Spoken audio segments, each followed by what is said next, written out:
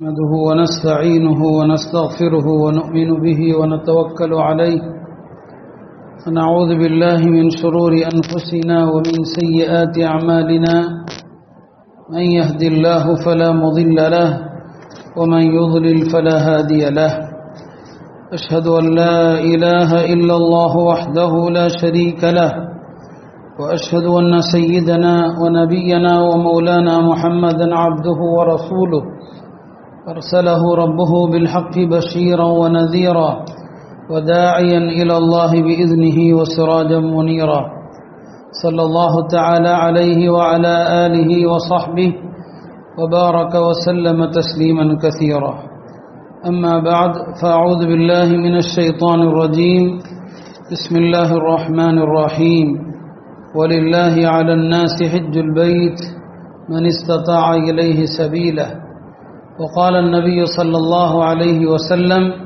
تابعوا بين الحج والعمرة فإنهما ينفيان الفقر والذنوب كما ينفي الكير الخبث من الحديد أو كما قال صلى الله عليه وسلم அன்பிற்கினிய அல்லாஹ்வின் நல்லடியார்களே, இது ஹஜ்ஜினுடைய பருவமாக இருக்கிறது. ஹாஜிகள் எல்லாம் மக்காவை நோக்கி பயணத்தை துவங்கிவிட்டார்கள். இந்தியாவிலிருந்தும் முதல் ஹஜ்ஜினுடைய அந்த பயண குழுவினர் மக்காவை சென்றடைந்து விட்டார்கள். நம்முடைய தமிழகத்திலிருந்தும் வரக்கூடிய நாட்களிலே ஹாஜிகள் எல்லாம் புறப்பட்டு கொண்டிருக்கிற ஒரு தருணம். ஹஜ்ஜை பற்றி நாம் ஆண்டுதோறும் நினைவூட்டுகிற விஷயம் என்றாலுமே கூட, ஹஜ்ஜுக்கு செல்பவர்கள், செல்ல ஆசைப்படுபவர்கள், ஹஜ் செய்யாதவர்கள் எல்லோருக்குமே சில விஷயங்கள் எப்போதுமே தெரிந்திருக்க வேண்டும். அந்த வகையிலே நாம் இந்த விஷயத்தை அடிக்கடி நினைவூட்டுவது உண்டு. முதலாவது, ஹஜ்ஜினுடைய சிறப்பு. எல்லா வணக்கங்களுக்கும் சிறப்பு இருப்பது போல ஹஜ்ஜினுடைய சிறப்பு இருக்கிறதே மற்ற எந்த வணக்கத்திற்கும் இல்லாத ஒரு தனி சிறப்பு இருக்கிறது. இந்த ஹதீஸை கேட்ட பிறகு ஹஜ் செய்ய வேண்டும் என்கிற ஆசை இல்லாத எவருமே இருக்க முடியாது. ஹஜ்ரத் அப்துல்லாஹ் இப்னு உமர் ரலியல்லாஹு அன்ஹு அவர்கள் சொல்கிறார்கள், நாங்கள் ஹஜ்ஜிலே மினாவிலே அங்கிருக்கிற அந்த மஸ்ஜிதுல் ஹைஃபிலே அமர்ந்திருந்தோம். அப்போது இரண்டு நபர்கள் பெருமானார் ஸல்லல்லாஹு அலைஹி வஸல்லம் அவர்களிடத்திலே வந்தார்கள். ஒருவர் அன்சாரி தோழர், இன்னொருவர் சகீஃப் குலத்தை சார்ந்த தோழர். இந்த இருவரும் நபி ஸல்லல்லாஹு அலைஹி வஸல்லம் அவர்களிடத்திலே ஏதோ கேட்பதற்காக வந்தார்கள். அவர்களை பார்த்து பெருமானார் ஸல்லல்லாஹு அலைஹி வஸல்லம் கேட்டாங்க, நீங்க ரெண்டு பேரும் எந்த நோக்கத்திற்காக, எதை பற்றி கேட்பதற்காக வந்திருக்கிறீர்கள் என்பதை நானே சொல்லட்டுமா அல்லது நீங்கள் சொல்லுகிறீர்களான்னு கேட்டாங்க. நான் சொல்லட்டுமா நீங்க சொல்றீங்களான்னு சொல்லி, அப்போ உடனே அந்த அன்சாரி தோழர், யார ரசூலல்லாஹ், நாங்கள் வந்த நோக்கம் என்ன, நீங்களே சொல்லுங்கள். பெருமானாருக்கு அல்லாஹ் அறிவித்து கொடுத்தாராம் ஜிப்ரீல் மூலமாக.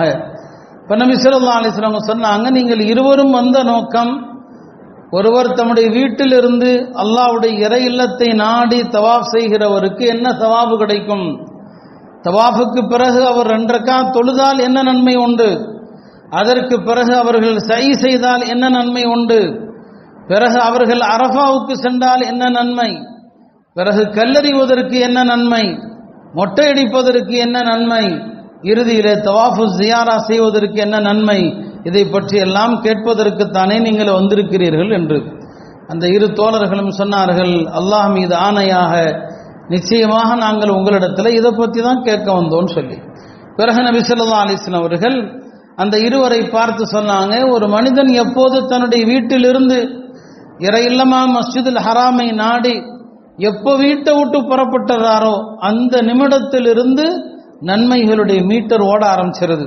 அந்த காலத்தில் ஒட்டகத்தில் செல்வதனால நபி ஸல்லல்லாஹு அலைஹி வஸல்லம் வீட்டிலிருந்து எப்போ ஒட்டகத்தில் ஏறி உட்கார்ந்துடுறாரோ அந்த ஒட்டகத்தினுடைய ஒவ்வொரு எட்டுக்கும் அவருக்கு ஒரு நன்மை எழுதப்படுது, ஒரு பாவம் அளிக்கப்படுது, ஒரு அந்தஸ்து உயர்த்தப்படுது.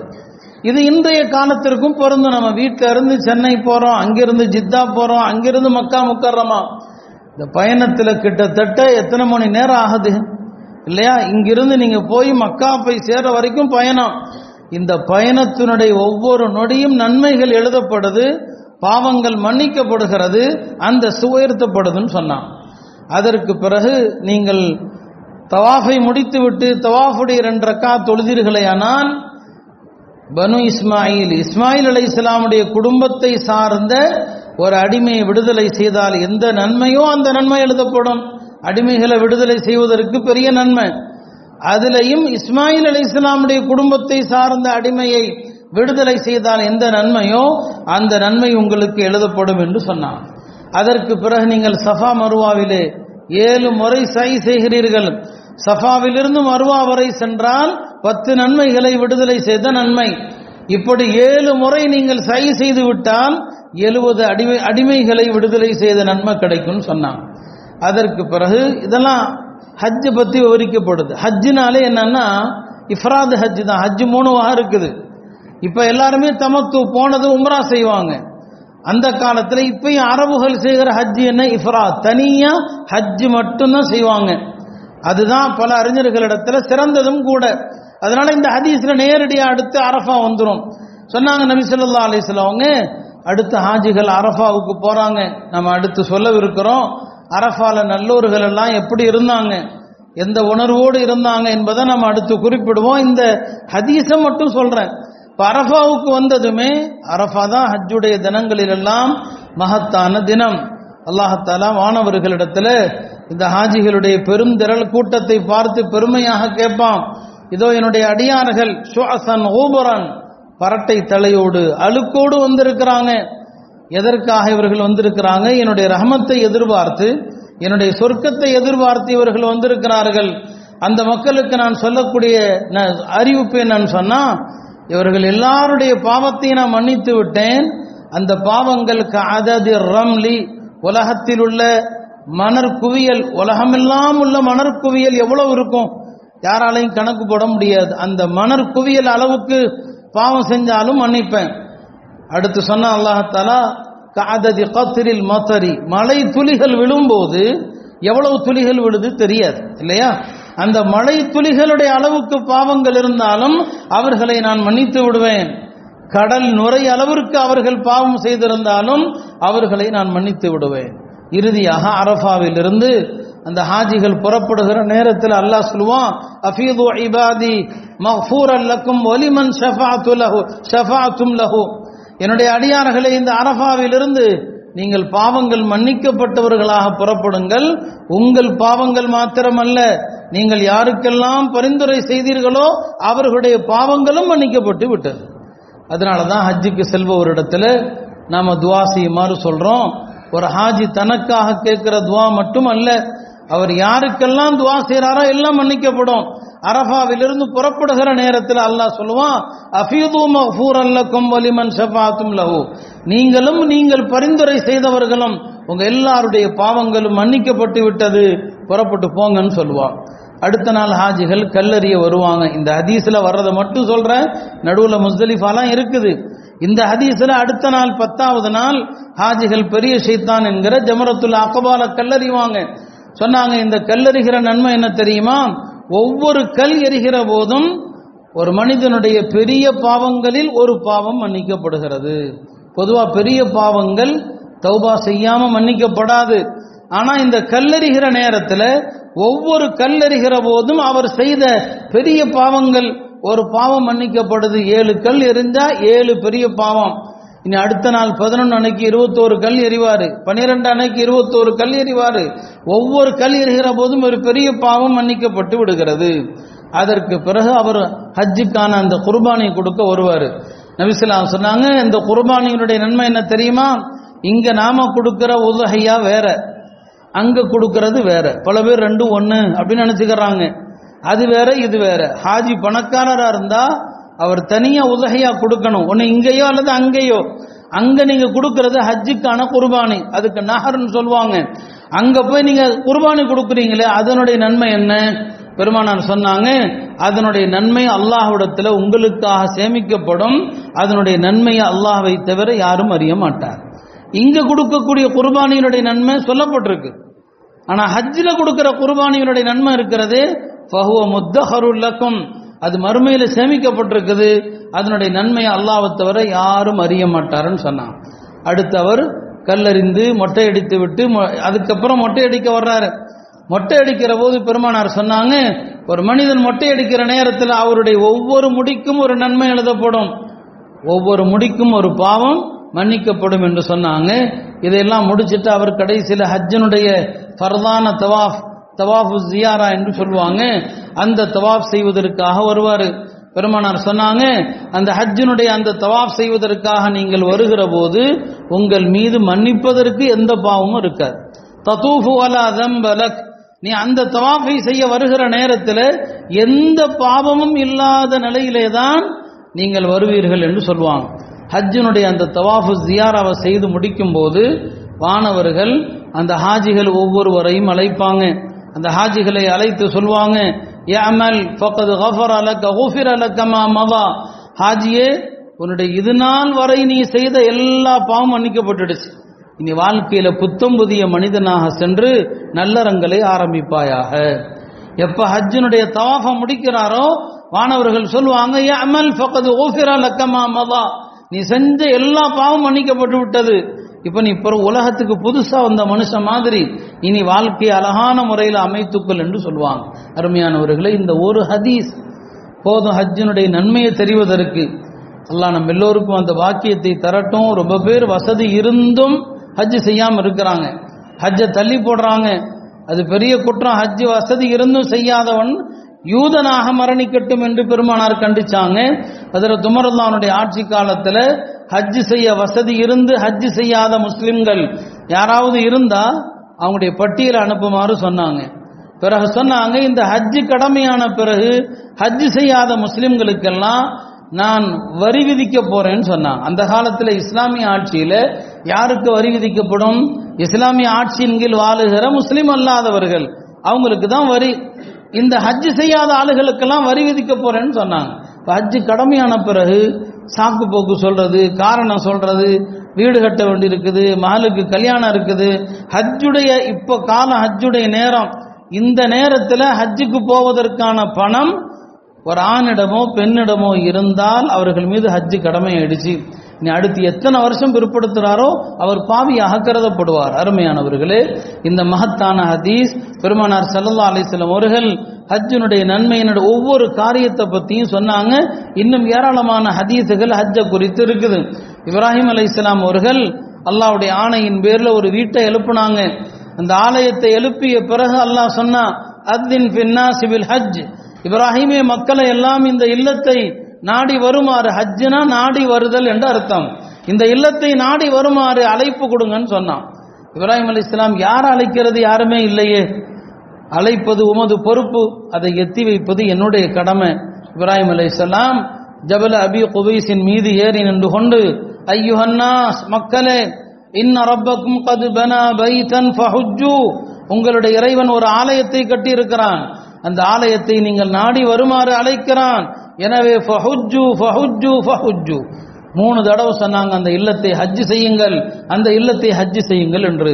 இப்னு அப்பாஸ் ரலியல்லாஹு அன்ஹு அவர்கள் சொன்னாங்க, இப்ராஹிம் அலைஹிஸ்ஸலாமுடைய அந்த குரலை பிரபஞ்சத்தில் உள்ள எந்த படைப்பும் கேட்காமல் இருக்கவில்லை. எல்லா படைப்பும், மனிதர்கள், ஜின்னுகள், உலகத்தில் உள்ள அத்தனை படைப்புகளும், அது மாத்திரமல்ல பிறக்கவிருக்கிற கியாம நாள் வரை பிறக்கவிருக்கிற அத்தனை உயிர்களுடைய காதுகளுக்கும் அந்த சத்தம் கேட்டது.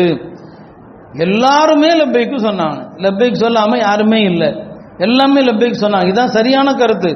உலகத்தில் வந்த பிறகு சில பேருக்கு சில காரணங்களால லப்பைக் சொல்லியும் ஹஜ்ஜினுடைய வாய்ப்பு இல்லாம போயிடலாம். ஆனா எல்லாருமே சொன்னாங்க, நாங்கள் இந்த அழைப்பை ஏற்றுக்கொள்கிறோம் என்று சொன்னாங்க. அந்த அடிப்படையில தான் உலகத்துல மகத்தான ஒரு வணக்கம் அது. வேறு எந்த வணக்கத்திற்கும் அல்லாஹ்தஆலா இப்படி அழைக்கல. இந்த வணக்கத்துக்கு தான் எல்லாத்தையும் கூப்பிடுங்கன்னு அல்லாஹ் இப்ராஹிம் அலைஹிஸ்ஸலாமுக்கு சொன்னான். தன்னுடைய இல்லத்தை நோக்கி வருமாறு அழைப்பு கொடுக்குமாறு அல்லாஹ் இப்ராஹிம் அலைஹிஸ்ஸலாமுக்கு உத்தரவிட்டான். அந்த வகையில எல்லா நபிமார்களும் ஹஜ் செஞ்சாங்க. மாமின் நபியின் இல்லா வகத் ஹஜ்ஜ, எல்லா நபிமார்களுமே ஹஜ் செஞ்சாங்க. ஹஜ் செய்யாத நபிமார்கள் இல்லை. பெருமானார் ஸல்லல்லாஹு அலைஹி வஸல்லம் அவர்கள் தன்னுடைய ஹஜ்ஜுக்காக புறப்படுகிற நேரத்தில் அவங்க ஹிஜ்ரி 10ஆம் ஆண்டு ஹஜ்ஜுக்கு புறப்படுறாங்க. துல்காதா 24 ஜும்மா அன்னைக்கு பெருமானார் ஸல்லல்லாஹு அலைஹி வஸல்லம் மஸ்ஜிது நபவியில ஜும்மா தொழுகிறாங்க. ஜும்மா தொழுது விட்டு மக்களுக்கு அறிவிப்பு செய்கிறாங்க, நான் இந்த ஆண்டு ஹஜ்ஜுக்கு செல்கிறேன், நாளை நம்முடைய கூட்டம் புறப்படவிருக்கிறது. இந்த அறிவிப்பு மக்களிடையே போய் சேருது, பக்கத்தில் உள்ள கிராமங்கள் எல்லாருக்கும் போய் சேருது. பெருமானாரோடு ஹஜ்ஜு செய்கிற பாக்கியம் எவ்வளோ பெரிய பாக்கியம்! அந்த கூட்டத்தில் இருந்தவர்களை விட உலகத்தில் பாக்கியம் மிக்க கூட்டம் யாருமே இல்லை. எல்லாரும் ஹஜ்ஜுக்கு தயாராகிறாங்க. பெருமானார் ஹஜ்ஜுக்கு போறாங்க, நபிஸல்லா ஹஜ்ஜுக்கு போறாங்கன்னு சொல்லி அடுத்த நாள் சனிக்கிழமை பெருமானார் ஸல்லல்லாஹு அலைஹி வஸல்லம் அவர்கள் மஸ்ஜித் நபவியில துஹர் தொழுது விட்டு தன்னுடைய பயணத்தை ஆரம்பிக்கிறாங்க. அசர்ல பக்கத்தில் இருக்கிற துல்ஹுலைஃபாங்கிற அந்த மீகாத், மதீனா வாசிகளுக்கான மீகாத், அங்க வந்து சேர்றாங்க. அடுத்த நாள் காலை வரைக்கும் அங்கதான் தங்கி இருக்கிறாங்க. அங்கிருந்து தான் நபி ஸல்லல்லாஹு அலைஹி வஸல்லம் அவங்க புறப்பட்டாங்க. இந்த வணக்கம் என்பது உணர்வுபூர்வமான வணக்கம். ஹஜ்ஜுக்கு செல்லக்கூடிய எல்லாருமே இந்த விஷயங்களை கண்டிப்பாக கேட்கணும். ஒரு சடங்கு மற்ற பயணமாக இதை எடுத்துக்கொள்ளாதீங்க. பெருமானார் ஸல்லல்லாஹு அலைஹி வஸல்லம் அவர்கள் இந்த பயணத்தை உணர்வுபூர்வமான பயணமாக தான் ஆக்குனாங்க. மக்கா வரைக்கும் அவங்க போய் சேருகிற வரைக்கும் ஏராளமான நிகழ்வுகள் நடந்திருக்குது. ஒரு இடத்துல கேட்பாங்க, இது எந்த இடம்னு கேட்பாங்க. சொல்லப்படும் வாதில் அஸ்ரக்னு சொல்லி, வாதில் அஸ்ரக் இதுன்னு சொல்லி. அப்படியா, இந்த இடம் எந்த இடம் தெரியுமா? இங்கிருந்து தான் நபி மூசா அலைஹிஸ்ஸலாம் தல்பியா சொல்லி மக்கா வந்தாங்க. இப்போதும் எனக்கு மூசாவை பார்ப்பது போன்று இருக்குதுன்னு சொன்னாங்க. ஏன்னா எல்லா நபிமார்களையும் பெருமானார் பார்த்துருக்கிறாங்க. மூசா அலைஹிஸ்ஸலாமுடைய அங்க அடையாளத்தை அந்த இடத்துல சொன்னாங்க. அப்போ சொன்னாங்க, இது எதுக்காண்டி சொல்றாங்க? இங்கிருந்து மூசா அலைஹிஸ்ஸலாம் தல்பியா சொன்னாங்கிறத ஒரு ஹாஜி ஹஜ்ஜுக்காக தல்பியா சொல்கிற போது அவருக்கு இந்த நல்லோர்களுடைய ஹஜ்ஜு ஞாபகத்துக்கு வரணும், இந்த நல்லோர்களுடைய தல்பியா ஞாபகத்துக்கு வரணும். இன்னொரு இடம் வந்தது, பெருமானார் ஸல்லல்லாஹு கேட்டாங்க, இது எந்த இடம்னு கேட்டாங்க. வாதில் ஹர்ஷான்னு சொன்னாங்க. வாதில் ஹர்ஷாவா, இது எந்த இடம் தெரியுமா? இங்கிருந்து தான் யூனுஸ் இப்னு மத்தா, பெருமானார் சொன்னாங்க, யூனுஸ் இப்னு மத்தாங்கிற நபி யூனுஸ் அலைஹிஸ்ஸலாம் தல்பியா சொன்ன இடம் எது? அவர் இங்கிருந்து தான் தல்பியா சொன்னார். அவருடைய தல்பியா எப்படி இருந்தது? லப்பைக் அன அப்துக லப்பைக் ஃபர்ராஜல் கர்பி லப்பைக். அவர் சொன்னார், ஃபர்ராஜுல் கர்பனா துன்பங்களை நீக்கக்கூடிய ரப்பே உனக்காக வந்துட்டேன்னு சொல்லி. அவர் பெரிய துன்பம், மீன் வயிற்றிலிருந்து வெளியே வந்தார். அதனால அவருடைய தல்வியால ஃபர்ராஜுல் கர்பி, துன்பத்தை நீக்கக்கூடிய ரப்பே உன் அழைப்பை ஏற்றுவிட்டு வந்தேன்னு சொன்னாங்க. எதற்காக இதெல்லாம் பெருமானார் சொல்றாங்க? ஹஜ்ஜுக்கு உம்ராவுக்கு இஹ்ராம் கட்டுகிற ஒவ்வொருவரும் இந்த நபிமார்களுடைய தல்பியா, இந்த நபிமார்களுடைய உணர்வு இதெல்லாம் அவருக்குள் வரணும். அவருடைய கவலை எல்லாம் அந்த நபிமார்கள் நல்லோர்களுடைய ஹஜ் உம்ராவை போல தன்னுடைய ஹஜ் உம்ரா அமையணும். அதற்காக தான் நபி ஸல்லல்லாஹு அலைஹி வஸல்லம் வழிநடுக எல்லாத்தையும் சொல்லிட்டே வந்தாங்க. மக்கா வர்ற வரைக்கும் இந்த இடம் எது, இந்த இடம் எது. பெருமானார் ஸல்லல்லாஹு அலைஹி வஸல்லம் அவர்களோடு இந்த பயண நடுக ஜிப்ரீல் இருந்தாங்க. பெருமானார் எங்க தல்பியா சொல்லணும் என்பது உட்பட ஜிப்ரீல் தான் முடிவு பண்ணாங்க. பெருமானார் ஸல்லல்லாஹு அலைஹி வஸல்லம் வாதில் அகீக் என்ற பள்ளத்தாக்கில் தங்கி இருக்கும் போது ஜிப்ரீல் வந்து சொன்னாங்க, குல் ஃபீ ஹாதல் வாதில் முபாரக், நபியே இந்த முபாரக்கான இந்த பள்ளத்தாக்கிலே சொல்லுங்கள், லப்பைக பிஹஜ்ஜத்தின் வ உம்ரத்தின். பெருமானார் ஹஜ் உம்ரா ரெண்டையும் சேர்த்து செஞ்சாங்க. இங்க தல்பியா சொல்லுங்க, ஹஜ் உம்ராவை கொண்டு தல்பியா சொல்லுங்கன்னு சொன்னாங்க. அடுத்த நாள் காலையில பெருமானார் ஸல்லல்லாஹு அலைஹி வஸல்லம் அவர்கள் தன் தோழர்கள்ட்ட சொல்வாங்க, அத்தானியல் லைலத ஆதிமிர் ரப்பி, நேற்று இரவு என்னுடைய ரப்பிடத்திலிருந்து ஒரு விருந்தாளியாக ஜிப்ரீல் அலைஹிஸ்ஸலாம் வந்தாங்க, இந்த இடத்துல என்னை தல்பியா சொல்லுமாறு சொன்னாங்க. இந்த வணக்கம் உணர்வுபூர்வமான வணக்கம். உடன் ஒவ்வொரு இடத்திலும் ஜிப்ரீல் அலைஹிஸ்ஸலாம் இருக்கிறாங்க. ஹஜ்ஜை முடித்து விட்டு பெருமானார் ஸல்லல்லாஹு அலைஹி வஸல்லம் அவர்கள் திரும்புகிற வரை ஏராளமான விஷயங்கள் நடந்தது. அதை நான் முன்பும் பேசியிருக்கிறேன். வரக்கூடிய வாரங்களிலும் அதில் உள்ள சில விஷயங்களை இன்ஷா அல்லாஹ் நினைவூட்டுவேன். எனவே ஹஜ்ஜுக்கு புறப்பட்டு இப்போ நிறைய பேர் சென்னை போயிட்டாங்க, இன்றைக்கு நிறைய பேர் புறப்பட இருக்கிறாங்க. உங்களுடைய இஹ்ராமுடைய அந்த தருணத்திலிருந்து நீங்கள் ஹஜ்ஜை முடிக்கிற வரைக்கும் உள்ள காலங்கள் எப்படி இருக்கணும், எவ்வாறு நீங்கள் நடக்கணும் அப்படிங்கிறத தயவு செய்து தெரிந்து கொண்டு போங்க. ஏன்னா இன்றைக்கு ஹஜ்ஜில் பல தவறுகள் இருக்குது. உணர்வுகள் இல்லாத ஒரு வணக்கமாக இன்னைக்கு நாம ஹஜ்ஜையும் உம்ராவையும் ஆக்கிட்டோம். எஹ்ராம் நம்ம தரிக்கிறோம். இப்போ சென்னையிலிருந்து ஹாஜிகள் நியத்து செய்ய போறாங்க, அல்லது அவங்க எந்த நாட்டில் இறங்கி போறாங்களோ வேற ஃப்ளைட் மாறி போனா அங்க போய் எஹ்ராம் தரிப்பாங்க இல்லையா? அந்த எஹ்ராம் தரிக்கிற நேரம் எவ்வளவு புனிதமான நேரம். மற்ற வணக்கங்களை நியத்து செய்யறோம், ரமதான்ல நோன்பு நியத்து செய்யறோம், தொழுகையில நியத்து செய்யறோம். மற்ற எல்லா வணக்கத்தையும் விட ஹஜ் உம்ராவுக்கான நியத்துடைய தருணம் இருக்குது, ரொம்ப ரொம்ப புனிதமான தருணம். ஏன்னா அந்த நேரத்தில் நாம தைக்கப்பட்ட ஆடைகளை கலைஞ்சிடறோம். தஜர்ருதுனா கலைகிறதுன்னு அர்த்தம். வளமையான ஆடைகளை கலைகிறது மட்டுமல்ல, உள்ளத்தில் இருக்கிற எல்லா கெட்ட குணங்களையும் கலையணும், உள்ளத்தில் இருக்கிற ஆசாபாசங்களை கலையணும். அதனாலதான் இஹ்ராம்ல மனைவியோடு பேசக்கூடாது, தவறான விஷயங்கள் பேசக்கூடாது, தாம்பத்திய விஷயங்களை நினைவு கொள்ளக்கூடாது, தாம்பத்தியம் செய்யக்கூடாது என்பது மட்டுமல்ல, தாம்பத்திய விஷயங்களை பேசவும் கூடாது இஹ்ராம்ல இருக்கிறவர். எல்லாத்தையும் களைகிறது, ஆபாசங்களை, அருவருக்கத்தக்க விஷயங்களை, கெட்ட குணங்களை களைகிறது. இந்த உணர்வோடு தான் நீங்க ஹஜ் உம்ராவுக்கு இஹ்ராம் தரிக்கணும். ஹஜ்ரத் இமாம் அலி இப்னுல் ஹுசைன் ஒரு நாளைக்கு அவங்க 1000 ரக்காத்துகள் தொழுவாங்க. 1000 ரக்காத் தொழக்கூடிய வணக்கசாலி. அதனாலதான் மதீனாவாசிகள் அவருக்கு பெயர் வைத்தாங்க ஜெயினுல் ஆபிதீன் சொல்லி. ஜெயினுல் ஆபிதீனா என்ன? வணக்கசாலிகளுக்கெல்லாம் இவர் தான் அழகுமிக்கவர், வணக்கசாலிகளுக்கெல்லாம் இவர் தான் முன்னோடி. அவங்க அசல் பெயர் அல்ல ஜெயினுல் ஆபிதீன், அலி இப்னுல் ஹுசைன். அதுல சையதுனா அலி ரலியல்லாஹுடைய பேரர், பெருமானாருடைய குடும்பத்தினுடைய ஒரு முக்கியமான கிரீடம் அவர். அவர் 1000 ரக்காத் தொழக்கூடிய அந்த மகான், மாபெரும் கொடை வல்லல் அவங்க. அவருடைய இபாதத்தை பார்த்து தான் அவருக்கு ஜெயினுல் ஆபிதீன் சொன்னாங்க. அவங்க ஹஜ்ஜுக்கோ உம்ராவுக்கோ இஹ்ராம் தரிக்கும் போதெல்லாம் இஹ்ராமுடைய நியத்துக்காக லப்பைக்குன்னு சொல்லுவாங்க, மயங்கி விழுந்துருவாங்க. அப்புறம் கொஞ்ச நேரம் திரும்ப அவங்களுக்கு நினைவு வரும், லப்பைக்குன்னு சொல்லுவாங்க, மயங்கி விழுந்துருவாங்க. மக்கள் கேட்பாங்க, எதனால உங்களுக்கு இந்த நிலைன்னு சொல்லி.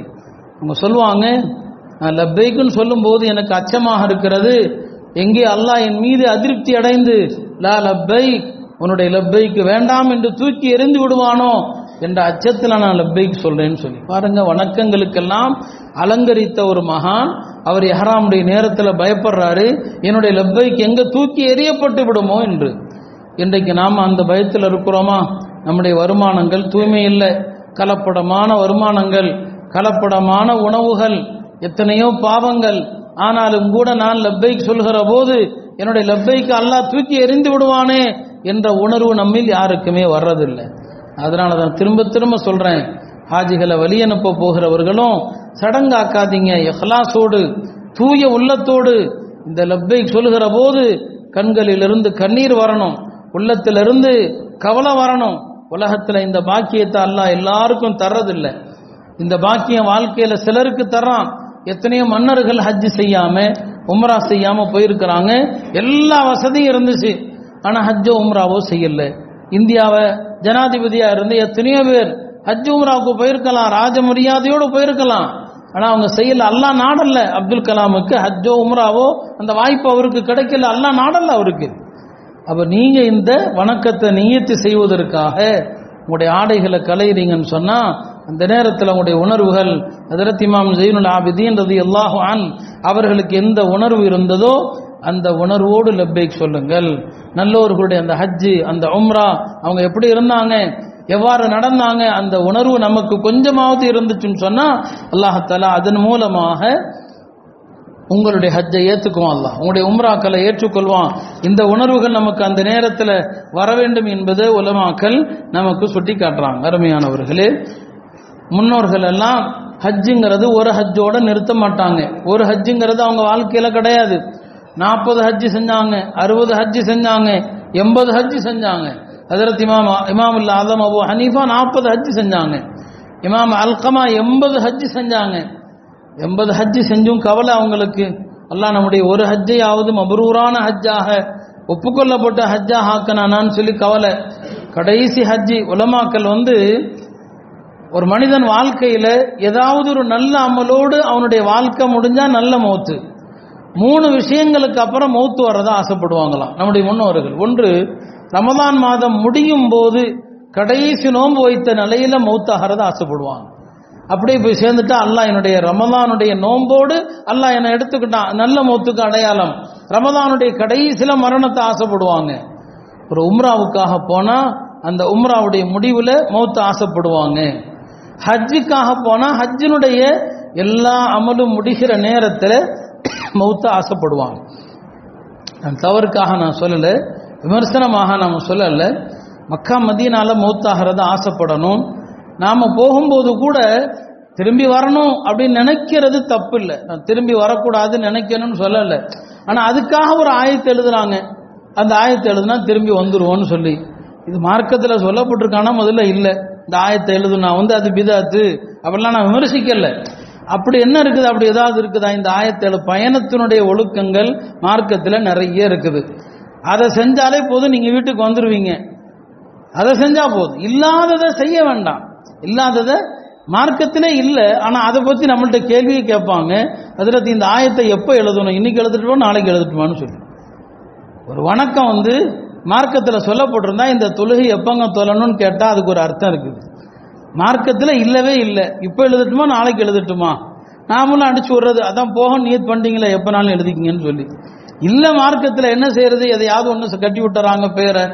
என்னங்க இந்த ஆயத்தை பயணம் புறப்படுற நேரத்தில் யார் பயணம் செய்கிறாரோ அவரும் அனுப்பி வைக்கிறாங்களோ யாரும் ஒருவர் மற்றவரை பார்த்து அஸ்தௌதி அல்லாஹ் தீனக் வ அமானதக் வ ஹவாதீம அமலிக், இதை சொல்லிட்டீங்கன்னா அவர் போயிட்டு வர்ற வரைக்கும் அவர் விட்டுட்டு போற எந்த பொருளுக்கும் ஒன்றும் ஆகாது, எல்லாமே அப்படியே இருக்கும். அவரும் சலாமத்தா போயிட்டு வருவார். சுன்னத்து அவ்வளவுதான். எது மார்க்கத்தில் இருக்குதோ அது அழகானது, அதை மட்டும் செய்யுங்க. இல்லாதது எதுக்கு செய்யணும்? அந்த ஆயத்துடைய நோக்கத்தையே நம்ம மாத்துறோம். இந்த ஆயத்து இறங்கினதே பெருமானார் ஸல்லல்லாஹு அலைஹி வஸல்லம் மக்காவிலிருந்து புறப்படும் போது ஹிஜ்ரத் செஞ்சு புறப்படுற நேரத்தில் காபாவை பிரிய முடியல. புறப்படுறாங்க திரும்பி காபாவை பார்க்கறாங்க, புறப்படுறாங்க திரும்பி காபாவை பார்க்கறாங்க. இப்படியே மன கஷ்டம், வலி. சொந்த ஊர் மட்டுமல்ல, புனித நகரம் அது, அதை விட்டுட்டு எப்படி போறது? அவ்வளவு கவலையோடு புறப்பட்டு ஜுஹ்ஃபாங்கிற ஒரு இடம், அது 5 மீகாத்துல ஒரு மீகா, எஹராம் கட்டுவதற்கு மார்க்கம் நிர்ணயித்த 5 மீகாத்துல அது ஒரு மீகாத்து. அந்த ஜுஹ்ஃபாங்கிற இடம் வந்த பிறகு கூட காபாவுடைய திசையை நோக்கி பார்க்கறாங்க. கிட்டத்தட்ட 180 கிலோமீட்டர் தாண்டி வந்தாச்சு. இப்ப காபா தெரியாது. அந்த ஜுஹ்ஃபா வந்த பிறகு கூட பெருமானார் ஸல்லல்லாஹு அலைஹி வஸல்லம் அவங்களால மக்காவை பிரிய முடியல, காபா இருக்கிற திசையை நோக்கி பார்க்கறாங்க. அப்பதான் அல்லாஹ் தஆலா இந்த ஆயத்தை இறக்கினான். பெருமானாருடைய கவலை, வருத்தம், இன்னல்லதி ஃபரத அலைக்கல் குர்ஆன லராதுக இலா மஆத், குர்ஆனை இறக்கிய ரப்பு உங்களை இந்த மக்காவுக்கு மீண்டும் கொண்டு வருவான், கவலைப்படாதீங்க போங்கன்னு சொல்லி. மக்காவுக்கு திரும்ப வருவீங்கிறதுக்கு அந்த ஆயத்தை இறங்குச்சு. நம்ம மக்காவிலிருந்து ஊருக்கு திரும்ப வருவோங்கிற எண்ணத்தில் நாம எழுதுறோம். இறங்கின நோக்கத்தையும் நம்ம நோக்கத்தையும் கொஞ்சம் யோசிச்சு பார்த்துக்குங்க. ஆயத்து இறங்கின நோக்கம் என்னங்கிறத பார்த்துங்க. அப்ப நான் சொல்ல வர்றது எழுதக்கூடாதுன்னு இல்லை. மக்கால மதீனால மரணிக்கிறது ஆசைப்படணும். முன்னோர்கள் 3 வணக்கத்துக்கு பின்னால மௌத்த ஆசைப்பட்டாங்க. ஒன்னும் ரமலானுடைய இறுதியில, அல்லது உம்ராவுடைய கடைசியில, அல்லது ஹஜ்ஜினுடைய பயணத்தை முடிக்கும் போது மௌத்தாயிரணும். அப்படியே இதை விரும்பினாங்க. அல்கமா அவர்கள் 80 ஹஜ்ஜு செஞ்சுட்டு கடைசி ஹஜ்ஜில் கவலைப்பட்டாங்க, யா அல்லாஹ் என்னுடைய ஒரு ஹஜ்ஜாவது ஏற்றுக்கொள்ளப்பட்டிருக்குமான்னு சொல்லி. அந்த கவலையிலே தூங்குறாங்க. தூக்கத்தில் கனவுல ஒரு அசரீரி வருது, அல்கமாவே உங்க வீட்டுக்கு உங்களுக்கு பிரியமானவர்களை தவிர வேற யாரையாவது கூப்பிடுவீங்களா? யாரை வீட்டுக்கு அழைப்பீங்க? உங்களுக்கு யார் பிரியமோ அவங்கள தானே அடிக்கடி கூப்பிடுவீங்க. இதுக்கு என்ன அர்த்தம்? இந்த வீடு அல்லாஹ்வுடைய வீடு, அவனுக்கு பிரியமானவர்களை தான் அழைக்கிறான். 80 தடவை இந்த இல்லத்திற்கு நீங்க வந்திருக்கிறீங்கன்னு சொன்னா உங்களுடைய விருப்பத்தின் பேரில் அல்ல, அல்லாஹ்வுடைய அழைப்பின் பேரில் வந்தீங்க. அல்லாஹ் எப்படி ஏற்காமல் இருப்பான்னு சொல்லி அந்த சந்தோஷத்துல மூத்தாயிட்டாங்க. அருமையானவர்களை, இப்படி அவர்களுக்கெல்லாம் ஹஜ்ஜை பத்தின கவலை, ஏற்றுக்கொள்ளப்பட வேண்டுமே, மப்ரூர் ஆக வேண்டுமே என்ற கவலை. அப்ப ஹஜ்ஜுக்கு பிறகு இறக்கணும் அப்படிங்கிறத விரும்புவாங்க. பல பேர் அதைத்தான் அந்த காலத்துல ஹஜ்ஜில போய் மௌத்தாகன்னு ஆசைப்படுவாங்க, காபாவை பார்த்து கொண்டே மௌத்தாகன்னு ஆசைப்படுவாங்க. ஒரு அம்மா மக்காவுக்கு வந்தாங்க, மஸ்ஜிதுல் ஹராம்ல நுழையிறாங்க, ஐன பைத்து ரப்பி, என்ற அப்படியே வீடு எங்கேன்னு கேட்குறாங்க. காபாவை பார்த்ததும் அந்த வீட்டை அணைச்சாங்க, அப்படியே மௌத்தாயிட்டாங்க. அதனால மக்கா மதீனா என்பது நாம் மரணிக்க ஆசைப்படுகிற இடங்கள்ல துனியால அந்த 2 இடங்கள் தான், வேற எங்கேயும் மரணிக்கிறதுல என்ன இருக்க போகுது? அதனால தான் நான் ஜனாசாவுடைய சட்டங்களை கூட சொல்லியிருக்கிறேன். ஒருத்தர் இறந்த இடத்துல இருந்து இன்னொரு இடத்திற்கு தூக்கிட்டு போறதா இருந்தா மக்காவுக்கு தூக்கிட்டு போகலாம், மார்க்கத்தில் அனுமதி இருக்குது. மதீனாவுக்கு எடுத்து செல்லலாம், அனுமதி இருக்குது. சஹாபாக்கள் காலத்துல மக்கா மதீனாவுக்கு அப்பால் வேற எங்கேயாவது இறந்தா அவங்கள தூக்கிட்டு மக்காவுக்கு வந்திருக்கிறாங்க, மதீனாவுக்கு வந்திருக்கிறாங்க. ஹஜ்ரத் ஆயிஷாவுடைய சகோதரர் அப்துல் ரஹ்மான் இப்னு அபி பக்கர் மக்காவுக்கு பக்கத்துல ஒரு கிராமத்துல இறந்தாரு. மக்கள் எல்லாம் அவரை தூக்கிட்டு மக்கால வந்து அடக்கினா, மக்கால அடக்குவதற்காக எடுத்துட்டு வரலாம், ஏன்னா அது புண்ணிய பூமி. சாது பின் அபி வக்காஸ் மதீனாவுக்கு பக்கத்துல அகீக்ங்கிற ஊர்ல இறந்தாங்க. சஹாபாக்கள் அவரை மதீனால பகீல அடக்குவதற்காக தூக்கிட்டு வந்தாங்க. 2 நகரங்கள் தான் ஒரு மையத்து எடுத்து செல்லப்பட அனுமதி, எங்க இறந்தாரோ அங்க இருந்து தூக்கிட்டு போகலாம். அதே மாதிரிதான் மஸ்ஜிதுல் அக்ஸா. அந்த அடிப்படையில் மதீனா மக்கா என்பது நாம் ஆசைப்படணும், அங்கு நமக்கு மௌத் வரணும். அது பெரிய பாக்கியம், அது பெரிய மரணம். அது ஒரு வகையில் குடும்பத்தார் இல்லாம சுற்றங்கள் இல்லாம எங்கேயோ மரணிக்கிறோமே நம்ம நினைக்கிறோம். ஒரு ஹதீஸ்ல பெருமானார் சொல்லுவாங்க, மௌத்து உருபத்தின் ஷஹாதா. ஒரு மனுஷன் வெளியூர்ல மௌத்தானாலே அது ஷஹாதத்துடைய மரணம். மௌத்து உருபத்தின் ஷஹாதா, வெளியூர்ல மௌத்தானா. இது எங்க? புனிதமான 2 நகரங்கள். அதனால ஹஜ்ஜுக்கு செல்லக்கூடியவர்கள் இந்த உணர்வுகள், இந்த புனிதமான எண்ணங்கள் எல்லாம் தமக்குள் வைத்து கொண்டு செல்லணும். இஹ்ராமுடைய நேரத்தில் எல்லா கெட்ட உணர்வுகள், கெட்ட எண்ணங்கள், கோபதாபங்கள், வெறுப்புகள் எல்லாவற்றையும் களையணும். தைக்கப்பட்ட ஆடையை மட்டுமல்ல, அத்தனையும் களைந்து விட்டுத்தான் இந்த புனித பயணத்தை நாம் ஆரம்பிக்கணும். ஹாஜிகள் அங்கே போகிறோம், போய் உம்ரா செய்கிறாங்க, அதுக்கப்புறம் ஜம்சம் குடிக்கிறோம். இங்கேயும் குடிக்கிறோம், அங்கேயும் குடிக்கிறோம். ஆனால் அங்கே குடிக்கும் போது இல்லை என்ன இருக்குது அது வேற, அந்த இடத்துல உடனே கபூல் ஆகும். காபா பார்த்துக்கிட்டே குடிக்கிறோம். இங்கே காபாவை முன்னோக்கி குடிக்கிறோம்னா அங்கே காபாவே இருக்குது, அதை நோக்கி தான் நம்ம அதை பார்த்துக்கிட்டே குடிக்கிறோம். ஒவ்வொரு சஹாபி ஒவ்வொருத்தரும் ஒவ்வொரு விதமான எண்ணங்கள்ல குடிச்சாங்க. அதுல உமர் ரலியல்லாஹு அவர்கள் ஜம்சம் அருந்தும் போது அல்லாஹும்ம இன்னி அஷ்ரபு லிதமஇ யௌமல் கியாமா. பாருங்க, எல்லா இடத்திலும் அவங்களுக்கு மறுமை சிந்தனை தான். யா அல்லாஹ், இந்த ஜம்சமை நான் குடிக்கிறேன் மறுமை நாளில் தாகம் இல்லாமல் இருக்க வேண்டும் என்பதற்கு. யாருங்க? உமர் தான் குடிச்சாங்க, மறுமை நாளில் எனக்கு தாகம் இருக்கக்கூடாது என்று. இப்னு அப்பாஸ் ரலியல்லாஹு அவர்கள் ஜம்சம் அருந்துகிற நேரத்தில் இப்படி துவா செஞ்சாங்க, அல்லாஹும்ம இன்னி அஸ்அலுக இல்மன் நாஃபிஆ. யா அல்லாஹ், பயனுள்ள கல்வியை கொடு, வரிஸ்கன் வாசிஆ, ஹலாலான ரிஸ்கை கொடு, வஷிஃபா மின் குல்லி தா, எல்லா நோய்களிலிருந்தும் ஷிஃபாவை கொடு. ஹதீப் பக்தாதி என்று இஸ்லாமிய வரலாற்றில் ஒரு பெரிய அறிஞர், பக்தாத் நாட்டை சார்ந்தவர்.